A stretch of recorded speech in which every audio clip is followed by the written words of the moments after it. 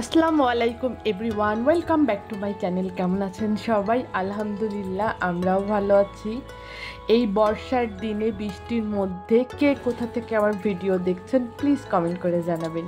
বৃষ্টি দিয়েই শুরু করলাম আজকের ভিডিওটা।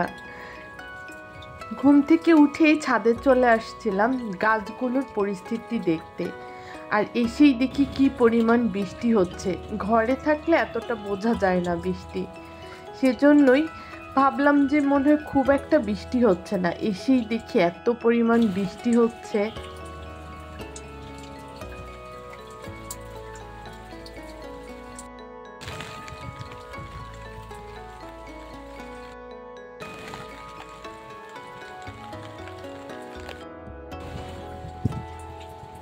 তবে বৃষ্টিটা কিন্তু ভীষণ এনজয় করতেছিলাম। খাওয়া যায় বর্ষার মধ্যে।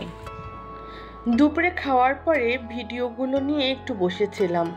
বসে থাকতে থাকতে কখন যে ঘুমিয়ে পড়েছি তার কোনো ঠিক নেই।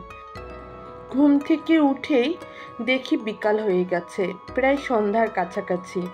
তারপরে একটু হাত মুখ ধুয়ে ফ্রেশ হয়ে আসলাম, কিছুক্ষণ আলভির সাথে বসলাম। আমি ওঠার সাথে সাথে দেখি আলভিও ঘুম থেকে উঠে পড়লো।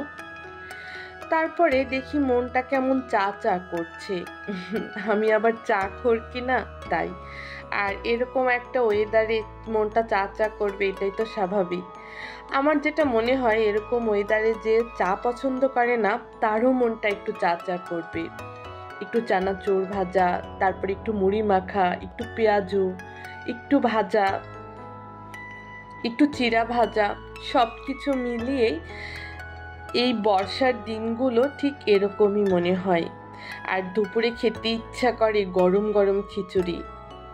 যদিও বা আজকে দুপুরে খিচুড়ি খাইনি। যাই হোক, চাটা বসিয়ে দিয়ে একটু বেলকনিতে চলে আসলাম, দেখলাম বাইরের ওয়েদারটা। তারপরে যে দেখি প্রায় আমার চাটা হয়ে গেছে, চাটা একটু ঢেলে নিলাম।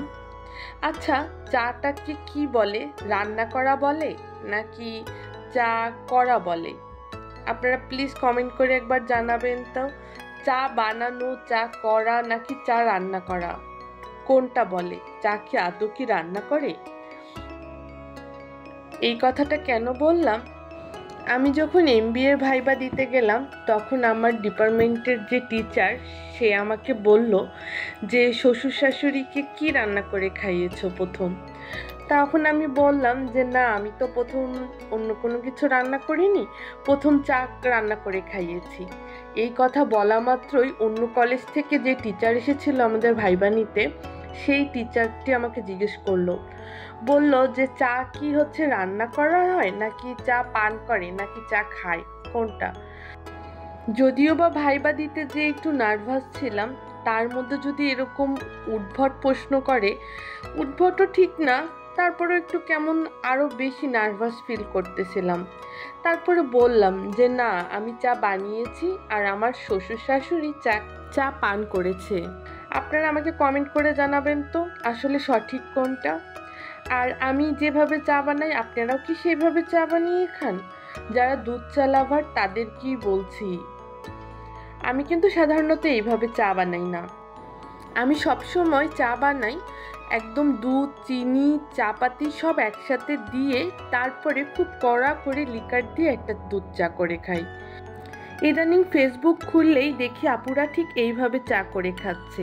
আমারও খুব একটা লোভ হয়েছিল এইভাবে চা খেতে। আর চায়ের সাথে টা থাকবে না তা তো হয় না। আজকে যদি আমার চ্যানেলে আপনারা নতুন হয়ে থাকেন তাহলে প্লিজ আমার চ্যানেলটি সাবস্ক্রাইব করে দেবেন। আর যারা অলরেডি সাবস্ক্রাইব করেছেন তাদেরকে অসংখ্য অসংখ্য ধন্যবাদ আর অনেক অনেক ভালোবাসা রইল তাদের জন্য। আর পাশে থাকা বেল আইকনটি ক্লিক করে দেবেন আর আমার ভিডিওটি ফুল ওয়াচ করবেন। শুধুমাত্র আপনারা যেন আমার ভিডিওটি ফুল ওয়াচ করেন এই জন্য ভিডিওটা একেবারে ছোট করে দিয়েছি, কারণ অনেক বড় ভিডিও দিলে সাধারণত অনেকেই শেষ পর্যন্ত দেখে না, ফুল ওয়াচ করে না। আপনাদের সাথে কথা বলতে বলতেই আবার বৃষ্টি চলে আসলো। যাই হোক, বৃষ্টি দিয়েই আজকে শুরু হয়েছে, বৃষ্টি দিয়েই না হয় ভিডিওটা শেষ হোক। সবাই ভালো থাকবেন, সুস্থ থাকবেন, আর আমাদের জন্য দোয়া করবেন। আর সবাই সাবধানে থাকবেন।